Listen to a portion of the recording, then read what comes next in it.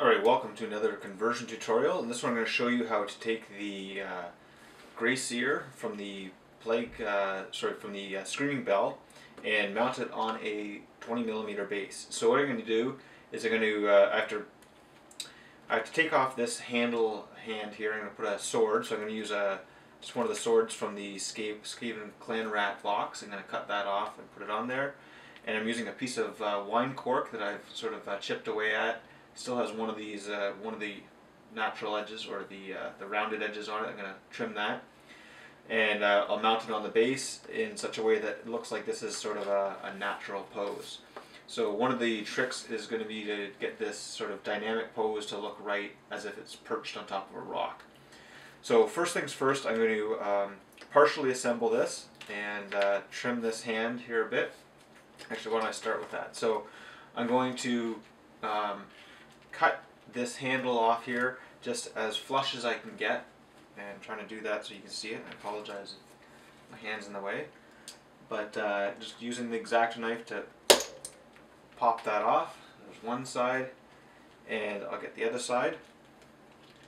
And then the idea here is that the Skaven hand weapon will fit nicely on there. So now that that's done, I'll take this hand weapon here and I'm going to cut that off as well. Try to get that nice and straight so the glue will hold nicely.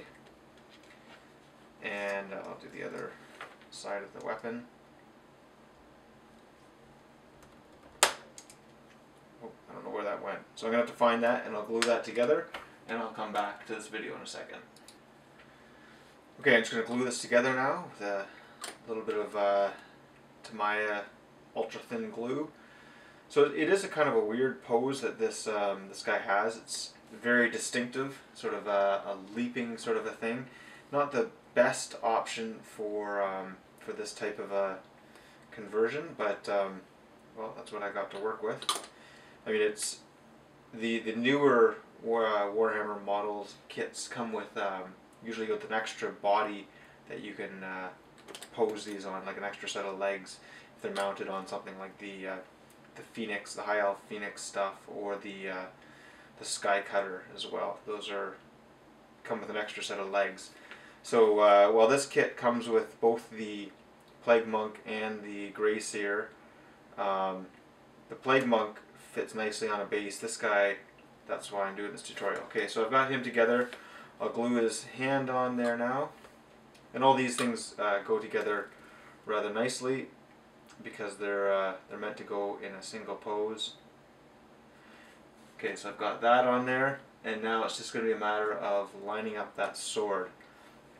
And so I think I'm going to put that on there like that. And because I cut this nice and flat, it should hold fairly well. Nice surface contact. Nope. Gotta make sure that just enough for the glue to bond, and so that it looks relatively natural.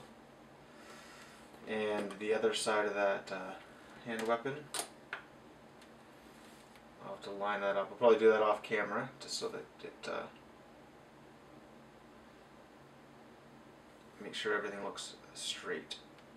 Okay, so there's the general idea, and once that has a chance to glue and harden up a bit, I'll try to position it on this piece of cork here and put it on the base so that it all looks right. So I'll let that dry for a minute and I'll come back. Okay, so I've shaped my piece of cork a little bit, and I took an X-Acto knife and I cut the rounded bit off there, so nice and straight. And so here's what I've ended up with. So I've got him kind of perched up on top of there as if it's a bit of a rock. I took a bit of sand and filled in a tiny bit of a gap there, and I'll probably use a bit more, some sort of filler, maybe some liquid green stuff or something. And so here's the back side of the model. So the back side of his cloak isn't great there. It looks a little bit fake and hollowed out because it's supposed to be where the Screaming Bell goes, but don't think that really matters because it's going to be ranked up in a unit. So when I put him on the base, what I want to make sure is that that he will rank up with, you know, regular clan rats or storm vermin or something like that. So I'm just going to make sure that he's kind of angled on the base so that this big staff here is kind of sticking out in front. Might make it a little bit harder to rank up or to come into close combat with somebody, but that's okay. You can take him out of the way if I need to. So I just put a bit of super glue on the bottom there, and I'm just going to place that on the base as carefully as I can. Make sure it's lined up because it's not going back now. So there you go.